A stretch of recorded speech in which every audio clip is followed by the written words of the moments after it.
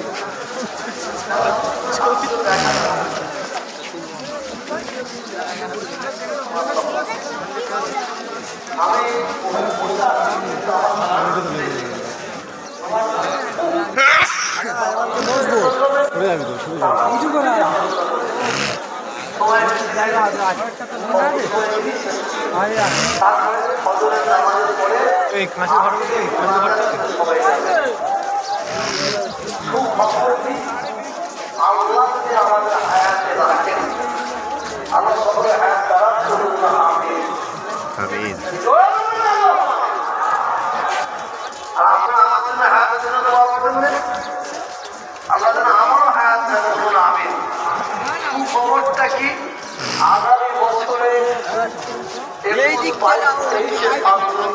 পবিত্র রমজান মাস করছে।